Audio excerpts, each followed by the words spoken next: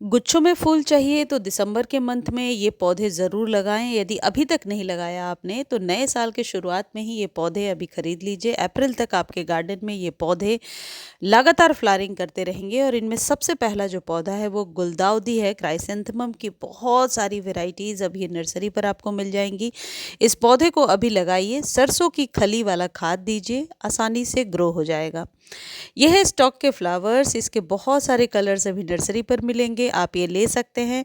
Video के अंत में एक खाद बताऊंगी जो सभी पौधों को लगाने में और ग्रो कराने में हेल्प करेगा। यदि आपकी भी ये प्रॉब्लम है कि नर्सरी से पौधा लाने के बाद वो पौधा जब आप रीपॉट करते हैं तो वो सूखने लगता है या मर जाता है, तो ये जो चीज़ मैं बताऊंगी उससे आप स्प्रे कर दीजिए।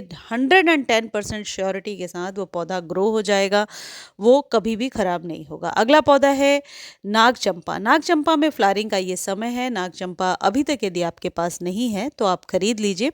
और यदि आपके पास है और फ्लावरिंग नहीं हो रही है तो इसमें सरसों की खली वाला खाद डालिए, इस पौधे में फ्लावरिंग होने लगेगी। या फिर जो भी खाद आपके पास है, वर्मी कंपोस्ट, नीम खली, कुछ भी डाल सकते हैं, लेकिन बिना खाद के इस पौधे में ग्रोथ नहीं होती है। ये इसके फ्लावरिंग का समय है। यदि नर्सरी से लेने जाएंगे तो 50 से 100 रुपीज़ के बीच में आपको ये नर्सरी पर आसानी से मिल जाएगा। यह है कैलेंडुला। कैलेंडुला के 2 या 3 कलर्स अभी नर्सरी पर मिलेंगे 50 रुपीज़ के। डाइंथस खरीद सकते हैं। डाइंथस छोटे गमले में बहुत आसानी से चलने वाला पौधा है। ये हाइब्रिड कैलेंकोई है। इसकी देसी वैरायटी भी ले सकते हैं और हाइब्रिड ले सकते हैं, लेकिन हाइब्रिड देखने में बहुत ही खूबसूरत लगता है और परमानेंट पौधा है। यदि बचा कर रखेंगे सिर्फ मई जून जुलाई की गर्मी में बहुत आसानी से ग्रो हो जाता है। कटिंग से लग जाता है। इसकी पत्तियों में जड़ें बहुत आसानी से निकल आती हैं यदि पत्तियों को आप सॉइल में दबा देते हैं। पानी कम देना है इसे। इसे सरसों की खली वाला खाद ना दें, नहीं तो कई बार ये पौधा गलने लगता है। सकुलेंट है, ज़्यादा खाद की ज़रूरत नहीं है। ज़्यादा खाद देने से सकुलेंट्स बिल्कुल 1 या 2 दिनों में ही गल जाते हैं। बस आसानी से इसे आप हल्की सेमी शेड एरिया में रखिए और खाद के नाम पे हर एक 3 महीने पे वर्मी कंपोस्ट दे सकते हैं। यदि आप इसके रूट डिवीजन से चाहें तो अलग करके पौधा तैयार कर सकते हैं। ये बेगोनिया है। बिल्कुल वैसे ही केयर करनी है जैसे हाइब्रिड कैलेंकोई के लिए बताया, क्योंकि ये भी सकुलेंट है। इसके 2 कलर्स नर्सरी पर अभी आपको मिल जाएंगे। देखने में बहुत ही खूबसूरत लगता है। सिर्फ पानी कम डालना है, इस बात का ध्यान रखिए। छोटे कंटेनर में लगाइए और पानी कम डालिए। रोज़ की किसी भी वैरायटी को भी लगा सकते हैं। गुलाब में बहुत ही अच्छी फ्लावरिंग होती है। गुलाब के लिए तो सबसे बढ़िया खाद होता है नाइट्रोजन युक्त खाद, जो इस्तेमाल की हुई चाय पत्ती यूज्ड टी लीफ 15-15 दिनों पे 1 या 2 चम्मच भर के गुलाब में डालिए। ज़मीन में यदि पौधा लगा रखा है चारों तरफ से गुड़ाई करके और वो यूज टी लीफ को डालिए और देखिए पौधा कितने अच्छे से ग्रो हो जाता है। चाय बनाने के बाद जो चाय पत्ती चाय जब आप छानते हैं और जो चाय पत्ती बच जाती है उसको अच्छे से वॉश कर लीजिए ताकि शुगर के जो उसमें पार्टिकल्स हैं वो निकल जाएं। और फिर उन्हें धूप में सुखाइए। सुखा करके ही डालना है। इस बात को आप मेक श्योर कीजिए कि गीली चाय पत्ती डालेंगे तो पौधा फंगस का शिकार हो जाएगा। सुखा करके, ड्राई करके ही डालिए। सर्दियों में नहीं सूख पा रहा है, थोड़ा सा माइक्रोवेव कर सकते हैं उसे, या फिर बहुत अच्छे से वॉश करके पंखे की हवा में सुखा सकते हैं। ये सिनेरेरिया है। धूप की ज़रूरत नहीं है इस पौधे को। छाया में गुच्छों में फूल खिलते हैं और छोटे हाइट में होता है और भर जाता है। पूरा गमला भर जाएगा। तो सिनेरेरिया को अभी आप खरीद सकते हैं। बहुत सारे कलर्स हैं नर्सरी पर, 50 से 100 रुपीज़ के बीच में मिलेंगे और अप्रैल तक ये लगातार फ्लावरिंग करता रहता है। ये इस पौधे को तेज़ धूप से बचाना होता है। यदि सर्दियों में भी आपके यहाँ तेज़ धूप हो रही है तो इसे सेमी शेड में रख दीजिए। और इस पौधे में पानी कम डालना है। ज़्यादा पानी देने से फंगस का शिकार हो जाता है। एक बार यदि इसमें फ्लावरिंग हो जाती है तो करीब महीने भर तक इसके फूल ऐसे ही खिले होते हैं। और जैसे मैं हटा रही हूँ, रिमूव कर रही हूँ, जब आपको लगता है ये फूल मुरझा चुका है तो उसे रिमूव कर दीजिए, तभी नई फ्लावरिंग होगी। लेकिन एक चीज़ ध्यान रखिए, जितने भी गुच्छों वाले फूल होते हैं उनकी पहली फ्लावरिंग के बाद यदि आप चाहते हैं दूसरी फ्लावरिंग ले तो आपको खाद ज़रूर देना पड़ता है, क्योंकि पौधा वीक हो जाता है। खासकर वो पौधे जो छोटे कंटेनर में लगातार फ्लावरिंग करते हैं। तो सर्दियों का वैसे बेस्ट खाद होता है mustard cake fertiliser. Mustard cake fertiliser डालने से आप अपने सभी पौधों पर ग्रोथ अच्छी ले पाएंगे। यदि आप मस्टर्ड केक फर्टिलाइज़र लेना चाहते हैं तो इसको खरीदने का लिंक मैं डिस्क्रिप्शन में दे दूंगी। यदि लिंक कॉपी नहीं कर पा रहे हैं तो आप टेक्स्ट कीजिएगा तो लिंक प्रोवाइड हो जाएगा और आपको सही चीज़ मिल जाएगी। ये है पिटूनिया।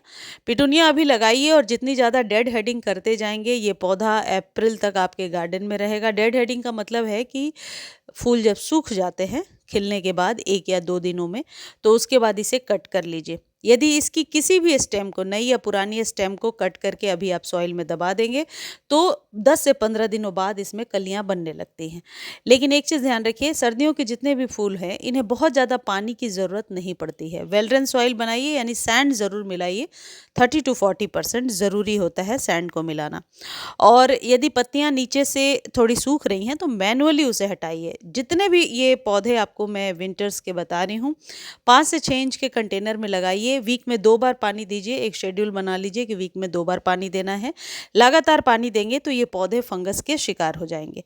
और इन पौधों को जितना ज़्यादा डेड हेडिंग करते जाएंगे पौधा बहुत ही घना हो जाएगा, जैसे ये आपको पिटूनिया का दिख रहा है। एक बार फ्लावरिंग के बाद मैंने इसे अच्छे से कट कर दिया है और एक ही सीज़न में 4 से 5 बार ये फ्लावरिंग हर एक 15-15 दिनों पर कर ही देता है।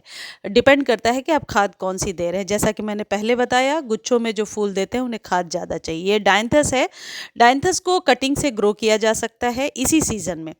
रूट डिवीज़न से भी अलग किया जा सकता है। छोटे कंटेनर में गुच्छों में फूल देने वाला पौधा होता है। डायंथस को ज़्यादा खाद की ज़रूरत नहीं। हाँ, चूना ज़रूर 1 चुटकी यदि आप दे देंगे तो महीने 2 महीने तक और कोई खाद देने की ज़रूरत नहीं होगी। पानी थोड़ा कम ही दीजिए, ज़्यादा पानी से ख़राब हो जाता है। अगला है जेरेनियम। जेरेनियम एक ऐसा पौधा है जो सालों साल चल जाता है, लेकिन इसे धूप की ज़रूरत नहीं होती है। ज़्यादा धूप में ख़राब हो जाता है और इससे मीठी मीठी भीनी भीनी खुशबू आती है। ये जितने भी फ्लावर्स मैं आपको बता रही हूँ सारे सर्दियों के फ्लावर्स हैं, तो अभी आप नर्सरी से ख़रीद सकते हैं। इसके पीछे जो जेरेनियम है इसके पीछे एंथूरियम का पौधा भी है जो आगे वीडियो में दिखाऊंगी। एंथूरियम भी खरीद सकते हैं, वो परमानेंट पौधा होता है। जेरेनियम को कम पानी और छोटे कंटेनर में लगाइए। इसके पत्ते भी देखने में बहुत ही खूबसूरत होते हैं, बिल्कुल मैरीगोल्ड की तरह। जहाँ भी ये पौधा लगा होता है वहाँ मच्छर मक्खियाँ नहीं आती हैं। ये जो स्टॉक्स निकले हुए हैं इसके फ्लावर जब सूख जाए तो इन स्टॉक्स को कट कर दीजिएगा और खाद जो भी आपके पास अवेलेबल है वो देना है, लेकिन खाद देना ज़रूर है। रिपोर्ट करने का ये सही टाइम नहीं है। किसी भी पौधे को यदि आप रिपोर्ट करना चाहते हैं तो आपको फ़ैब तक वेट करना होगा, क्योंकि अभी रिपोर्ट करने से पौधा वापस ग्रो नहीं होगा। अगला जो फूलों वाला पौधा है जिसे अभी आप दिसंबर जनवरी में खरीदेंगे वो है रैनैनकुलस। ये गुलाब तो नहीं है, लेकिन गुलाब से कम भी नहीं है। गुलाब की तरह ही दिखने वाला ये पौधा बहुत ही खूबसूरत लगता है। इसके कलर्स बहुत सारे आते हैं। बहुत आसान है सर्दियों के फूलों से फ्लावरिंग लेना। सबसे अच्छी बात है रिजल्ट तुरंत देखने मिलता है। खाद डालिए, 2-3 दिनों में ही कलियां बनना शुरू हो जाती हैं। आप गुड़हल की कोई भी हाइब्रिड वैरायटी अभी ले सकते हैं जो सर्दियों में बहुत ही बढ़िया फ्लावरिंग करता है। और हाइब्रिड वैरायटी की सबसे अच्छी बात है सालों साल चल जाता है। देसी वाले भी चल जाते हैं, लेकिन कई लोग कह रहे हैं कि देसी वाले दिसंबर जनवरी में फ्लावरिंग नहीं कर रहे हैं, बट हमारे यहाँ फ्लावरिंग हो रही है। और यदि 1-2 महीने नहीं भी होती है तो कोई बात नहीं, लेकिन हाइब्रिड में फ्लावरिंग ज़रूर होती है। तो अभी आप दिसंबर एंड में, जनवरी के शुरू में हाइब्रिड गुड़हल के बहुत सारे कलर्स हैं नर्सरी पर। 50 से 100 रुपीज़ या कहीं कहीं 150 रुपीज़ के ये आपको मिल जाएंगे। गुड़हल के लिए वैसे तो देसी वाले खाद एवरग्रीन वाले चैनल पर मैं बहुत सारे बताती रहती हूँ।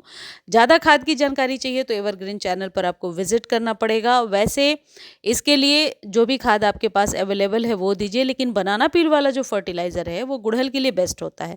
केले के छिलकों को रात भर पानी में भिगो करके रखना है। 2 या 3 छिलके एक गमले के लिए बहुत है। और फिर उसे आप अगले दिन उस पानी को गुड़हल में डालिए।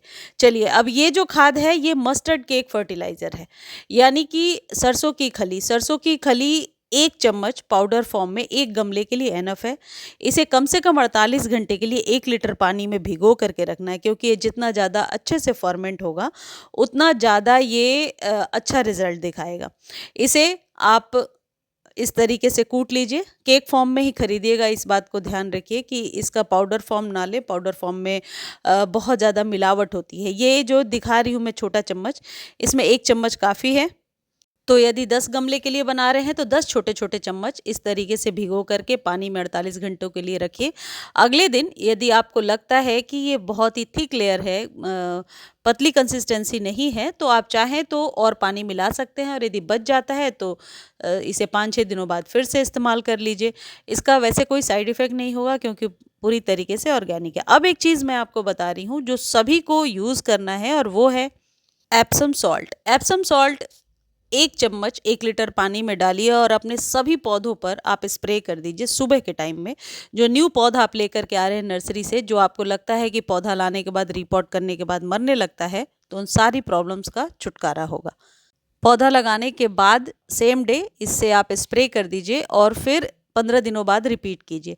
जो एप्सम सॉल्ट होता है ये जितने भी पौधों पर फंगस या काले कीड़े हो जाते हैं उनसे भी हटाने में छुटकारा देता है और इसका स्प्रे ही अच्छा होता है। स्प्रे कीजिए, वैसे तो डायरेक्टली सॉइल पर भी डाल सकते हैं, लेकिन स्प्रे का रिजल्ट हमेशा बेहतर होता है। मुझे उम्मीद है ये वीडियो आपको अच्छी लगी होगी।